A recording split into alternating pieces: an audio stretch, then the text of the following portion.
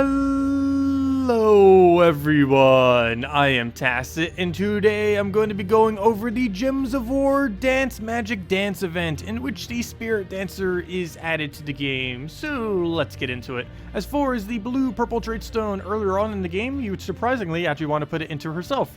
She's currently the best early game blue-purple, and there's actually a pretty meta team that I'll be showing a little bit later in this video that is insanely good with her in early game. So yes, definitely her for fully trading it early on, and later in the game you'd want to use this to fully trade up a Queen Mab, which is the best freezer in the entire game with those blue-purple trait stones. As far as her herself, she is amazingly good, kind of like a mix between a giant spider and a green seer. It transforms a selected mana color into green and then summons a Spirit Fox. Do keep in mind that Spirit Fox's Empower does not come into play. That only triggers at the beginning of battle, but you are creating green, which is Spirit Fox's mana. Spirit Fox is a 9 mana cost green purple that does a 7 mana drain and some true damage. So you'll be able to transform into green and then feed it right into its mana and then get a poke out, and it's just really, really effective. Great summon. Even that on its own is great. It does the mana into it, which is also great.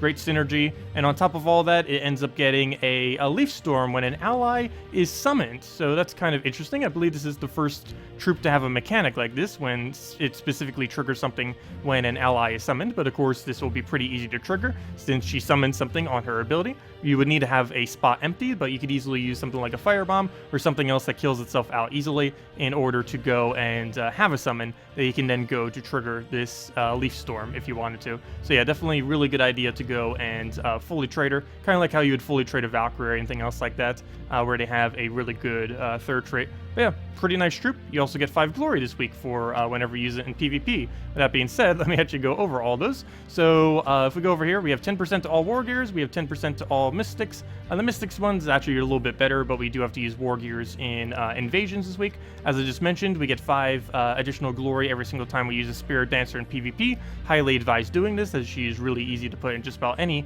PvP team, and we'll be showing a few in a moment. Other than that, you can also just run it on 1 trophy PvP battles if you want to be able to cycle through it quickly with just standard quick teams.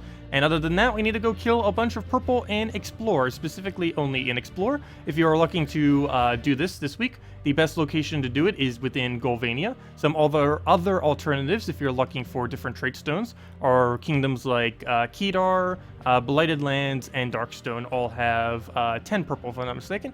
But Golvania has 11, so generally you'll be able to find a lot. As you can see right here, there are 4 of them. All you have to do is just use any kind of standard quick team. Of course, my favorite for that is just Sunbird, Rowan, double Firebomb. Really easy to obtain too. Firebomb you get for free from Forest of Thorns Kingdom, and it easily wipes these out. And if you're a newer player, you'd probably also have to throw the Sunbird down in order to kill everything out. But as you can see, we can just one-shot it, get our 4 event gems, or however many it gives, and just keep doing that. But yeah, this kingdom tends to have quite a few every single time. Of course, it would prove me wrong here by only having the 1 that time, but you know, generally it's going to have a pretty decent amount. Actually, this mail blinking right here actually reminded me. It has been 1 month since the current patch, and as you can see, if you've logged in every single day, the new calendar system would have actually gone through all of the little rewards. So we do have a little orb just sitting right here, so let's see what we get from that. Do we get anything good? Oops, I didn't mean to click that, but what do we get? Anything? Come on, blue, purple? Orange. That would be good if we were a newer player. That would be very useful on my other account. But anyways, let's go over some of the other things. Event keys. Are they worth using this week? The quick answer to that is no. The longer answer to that is maybe. It will only be dropping Magrimwood troops that are ultra rare and above. As far as what troops those are things like Barbarius, Druid, Fenrir, Forest Guardian, Cabarrus, Scarlet, Spirit Fox, Spiritdancer, Warg, Wayfinder, and the small chance of getting the Mythic Wolf Carrick. Out of every single one of those I mentioned, the only ones that are even remotely relevant are Spirit Fox, which is only ultra rare, so you probably already have it, Spiritdancer, which you can just get from Glory instead, Fenrir under some circumstances, though not often, and then basically just Forest Guardian. Forest Guardian is the only thing that's extremely relevant within the drop table, but I honestly would not bother throwing event keys just to specifically get it. I guess in some circumstances, Cabarrus can be 2 with its 40% chance to devour, but even if you're a newer player looking for a devour option, you'd probably just want to stick with a bullet with a brown mana generator, which will have a 50% chance to devour, rather than using this thing for only 40%. Though it can target anything, which is kind of nice, but still not really that worth it in most situations. But that's all that's in the event key drop table. Pretty good week to go and skip it. The only thing I might do it for, if you happen to need, is maybe throw down a few if you don't currently have a Spirit Fox, to get yourself one copy of Spirit Fox. Other than that, I don't really see any need to go and use event keys this week, so do keep that in mind. Speaking about using resources, the Soulforge this week, nothing really good to go use specifically for any of the legends or mythics that are out. The only two that may be somewhat worth it is Elamagrim for an infinite purple loop, as well as one of the best imperviouses in the game, as well as it tends to get synergized into some dragon teams. It has a really nice full AoE damage, really good with burns. It can get up to a 12 purple spawn every single time while still hitting all enemies, and it just works out really nicely. And the only other one that may be worth considering is Umberwolf. It's used in soul farming teams quite commonly, though it doesn't need to be fully traded for it to even be remotely useful. It pretty much just ignored the entire ability, and it's only really used for its final trait, which is creating a perpetual purple storm, which can come in handy. Other than that, there is one thing within the Soulforge that newer players may consider going for, and that is Gobchomper. If you've been struggling on the pet battles, Gobchomper has a 50% chance to devour goblins specifically, as well as doing additional damage to them. Not only that though, but if you get it fully traded, this would cost 12 mountain trace stones, a brown yellow one, among several other resources. But if you do have the resources to fully trade him, he will start with Empowered. And what you can do basically on pet battles when you're up against goblins is put this into first slot and cast his ability with his Empowered, and then repick and just retreat from the battle every single time he doesn't devour, and keep doing that until he devours, and then you'll pretty much win every single time against the 4x goblin teams that exist within the pet battles, or really any time 4x goblin team for that matter, but particularly the pet battle related ones. So it could be worth considering getting that pickup. Plus you'll also get a green Seer, which is a decent trip as well by trying to get it most likely. But not sure if it'd really be worth it, but if you have been struggling with it, it might be something to consider. So, other than that, let's go into the invasion. Of course, as I mentioned, we have invasions this week. We'll be going over this quite a bit in the later stream today at 8 p.m. Eastern Standard Time. But as far as the team that I'm initially going to be using, I'm going to be using Sir Wulfric, which is the new guy that came in from the invasion this week. He's just a standard troop that deals triple damage to them based on his ascension, up to 5 times. Of course, only at base rarity, it's only going to be 3 times. And he also does a really weak give all allies 8 armor, which isn't really going to do much. Other than that, it just has pretty much a standard traits here. And the other relevant thing about it is it has 25% scroll reduction, so it won't die as quickly. One thing that I didn't go over last week that they're starting to introduce to the game now, and probably will be for the next several weeks, are they are starting to add versions of Mang into the shop in this. If you go over to the shop over here, you can see that the third one is always the weapon. It costs 250 gems to reach up to this point, 100 gems to reach up to the specific troop. But they've been adding these armor tier weapons. They did one last week that I didn't really go over, but they also added this one, which destroys an enemy's armor and deals 35 damage, or mine does 35 damage. Of course, it's just its magic plus 5.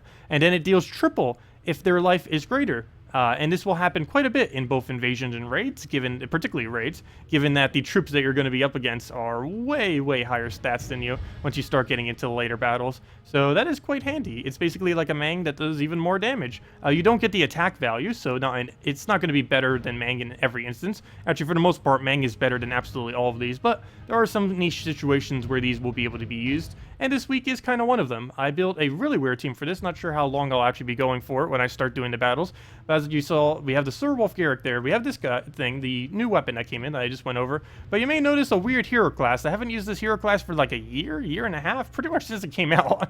Like the first month it came out, I haven't really used it. But there's 2 really relevant things about this hero class. One is slightly less so. It is the only hero class that is immune to mana drain. But the really interesting thing about this is it has 50% chance to summon a giant spider when it takes damage. Keep in mind, when this specifically says take damage, it's referring to HP damage, not armor damage. It has to specifically be on HP.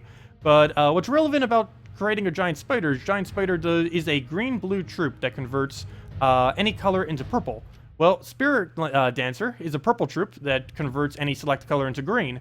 So you can infinitely loop a giant spider with a Spiritdancer to get infinite green and purple mana. And this thing just so happens to use green, so we will be able to get basically infinite mana for this weapon. That'll just keep tearing them down and hopefully doing quite a bit of triple damages. So I'm kind of banking on that. We have a totem back here, which actually gives barrier to all war gears, which will be everything except our hero. I almost feel like switching my hero out for something. I was considering Fenrir, but the problem with Fenrir is he only does a double boost to beasts, and this is not a beast. He's a war gear knight, so that doesn't quite work out.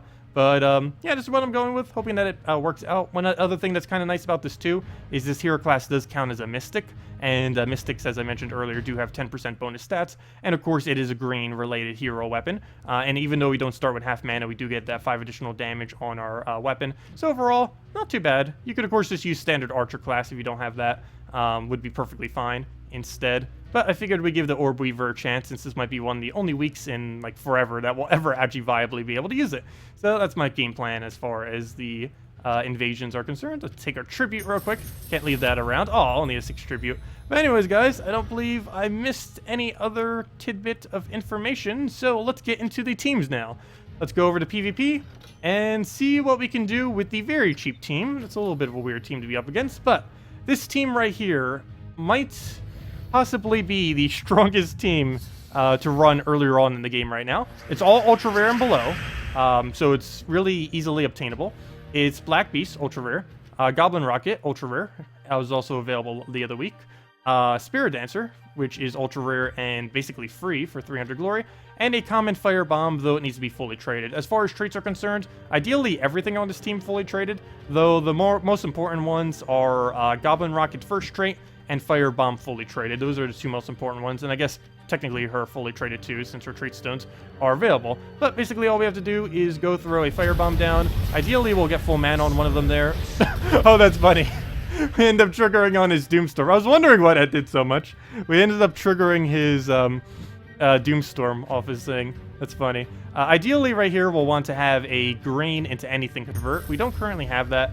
I could try aligning it, which I believe I'm actually going to waste my turn to do right here. So I'm going to go do this, go use this entire Goblin Rocket just for the purpose of aligning this right here. And to do this, what we go do is now go convert this out, get our automatic extra turn, and you'll see this will pretty much always get him to full mana. Now what we can go do is just clear out the board just a little bit, and now we'll go and devour out the Spirit Fox that we just created. We could also use it to go and mana drain something real quick if we really wanted to, and I think I actually will here because we will get a Skull Poke right there. So we'll go use the Spirit Fox. We'll go and drain him down. We got all of our free mana from this. Get a nice little poke on it. And now all we do is simply go devour out the Spirit Fox. Even if it has Stealthy, you will still be able to target it. Even though Stealthy would normally... Oh, come on, please. What are you doing? Stop. Ah! Doom Skulls. You don't even let me talk. You don't even let me talk. I hate Doom Skulls sometimes. Anyways, let's go try fighting something that doesn't have that. Here we go. Here's a team that doesn't have Doomstorm. Anyways, let's try that again. But basically, you're able to get a loop between the 2 of them. Well, not really a loop, but you get the mana to that. You throw a free Spirit Fox if you want. You then go and devour it away. And you basically just keep repeating that until you win. And it works out quite effectively if you don't get instantly killed by a Doomstorm. So right here, we'll go and I guess we'll just try getting some of her mana. Of course, we just keep using Goblin Rocket for board control as we need. And we already have her Devour, though you only want to use that Devourer after you have summoned your Spirit Fox, so make sure to get all of her mana up. Go convert this onto any extra turn if it's available on the board. Even if it's not, it might still be worth going for. Ideally, do not convert out yellow if you can help it, because you're going to be using Spirit Fox for that purpose. So right here, one other thing that we can actually go do is go get Goblin Rocket to full mana, and then go use this to get alignment if we don't already have it. Apparently here, we are going to have to go and, I think, convert it out again. Do we have any other option here? Doesn't look like it, so I will have to go and convert that out. Not that big a deal. I'll go convert out our yellow. This makes Spirit Fox, of course, a little bit less effective, but we can just devour it immediately. Not too big a deal. So he does get the skull there. We can go use the Goblin Rocket to go set up even more skulls if we so choose, but I think we're just going to take that since it already seems decent enough. We can double drop this, which I believe I'm going to do just to be able to take another poke to go and almost kill him out. I didn't see his 40% reduction there, so he's actually going to live ever so barely on that hit. But I'll still go for it. get ourselves our mana back, and pretty much just keep repeating that until we end up getting the win. So we'll basically just go for the same cycle again. Just go directly back into her mana. That will feed that if it already didn't have full mana. You then go get a Spirit Fox back up again, cast it if you so choose, if the board looks good enough to do it off of, and then simply go devour the Spirit Fox and keep repeating that until you win.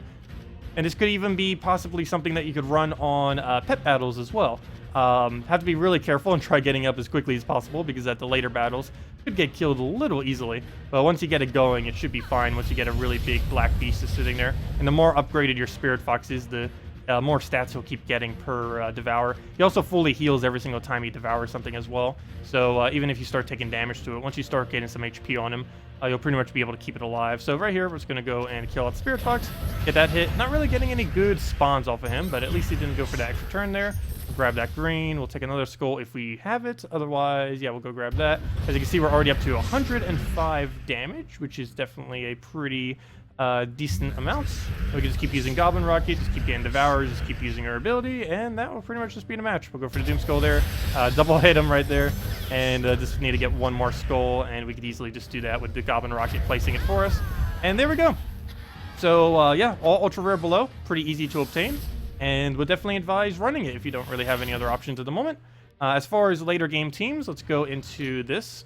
It's a little bit of an odd one, but it was working okay. As I mentioned earlier, Giant Spider Spirit Fox is a really nice loop. Giant Spider ends up creating or transforming select mana into purple, and then summons a Spider Spawn. And this thing creates a select color into green, and then summons a Spirit Fox. Her summon is way better, of course. But basically, they can just keep looping between each other. They're both 13 mana costs. We get a green storm off of this. This thing can actually die, and it wouldn't even matter. And we also have the Magic Link to make sure that we get her mana up just a little bit quicker. And we have Roadbreaker here to clear out the board, as well as for high damage against all of our enemies. And we have Yasmin here to go and loop with our Green Storm and just put more greens on the board, given that we have so many things that use green. And with that being said, we also have a +2 green banner in order to feed the additional greens that we're going to be needing for our entire team. So right here, we'll go... Oh, I should take it purple first. That was a mistake. Whoops. But we'll go and let's see, what do we need here? That purple is what we needed. Well, we'll go and yeah, we don't really have too many good moves now. Guess we'll just take a standard blue up there. Maybe go for green next turn and see where that brings us. So we'll try for the surge. We do indeed get it. Do we have a purple alignment right here? Yes, we do. Right on red. Doesn't really matter too much what color we convert out, as long as we keep green and purple as populated on the board. I guess we kind of want to keep yellow again as well, but we don't currently have a Spirit Fox, nor will we, so this is not as big a deal. But basically, we just keep doing green. I almost just said green Seer. I'm so used to green Seer Giant Spider loop. But we use Giant Spider into Spiritdancer loop, and just keep converting this over and over again until we get good Yasmins or good Word Breakers, and just keep basically spamming it down. So again, we'll just keep converting things out, cast one of these as we need. Whenever the board looks good for Yasmin, we could throw Yasmin. If you don't have Yasmin, you could also throw Web Spinner. As far as Word Breaker, you could technically also go replace this with a Goblin Rocket if you really wanted to. Pretty much any time you ever see me use a red-yellow of any kind, you could pretty much always replace it with a Goblin Rocket, and it could probably work just as well and possibly even better. Goblin Rocket's insanely good. We'll go throw that down. I don't think we... Oh, no, we did land an extra turn there. Nice. So we'll just keep throwing this down, and actually a Word Breaker into a Yasmin I think might be a little bit better, especially since our chance of hitting it here might be a little lower. So we'll go for the hit right there. And never mind, he got a magic buff apparently. We'll give him a magic buff. Did he just hit that many extra turns? I don't think anything other than himself would give him magic on our team. Oh, wow. He must have hit magic like almost every extra turn we did. But yeah, you can just keep green Seering Giant Spider into a Ward Breaker. I mean, I keep saying green Seer. You can keep doing Giant Spider Spiritdancer if you have him fully traded, to keep trying to give him magic if you really wanted to. I indirectly just did that battle. I didn't even intend to do that. But you could just keep looping that until you like two-shot the entire enemy team with a World Breaker there, and it would end up working out quite nicely. But anyways, one other thing that you could go do, of course, just to kind of wrap it up here, is bring something like this, or even just like a standard team like the Spirit thing that we're just doing, or not Spirit thing, the Rowan Sunbird. We could just go bring the Spiritdancer into this if we really wanted to. And if you were inclined to just farm glory and you were just particularly interested, where is Spiritdancer? If you were just inclined to only go farm glory, you can just go and do this. Simply go build a pretty standard team, clear out your 1 trophies that are low, keep repicking off the 50 gold if you want the easier battles, and just do it down that way if you so choose. I'm probably pretty sure I'm just going to be using in PvP if I am going to bother with the Explore, but of course this is another option if you wanted to do it. And of course it goes down pretty much as easy as an explore battle does. And yeah, that's pretty much everything. So if you guys still have any other questions, let me know. We are going to be getting a new mythic this Friday, so we'll be going over that when that does occur. Later tonight, as I mentioned, at 8 p.m. Eastern Standard Time, we are also going to be going and messing around with invasions, and I might end up using a few different teams. War gears are going to be kind of hard. There are not that many good war gears in the game, and the synergy within them are pretty bad, but we'll see exactly what we can do. Anyways, guys, if you still have any other questions, feel free to leave them below. Thank you all so much for watching, and have a wonderful week and Memorial Day. Goodbye, everyone!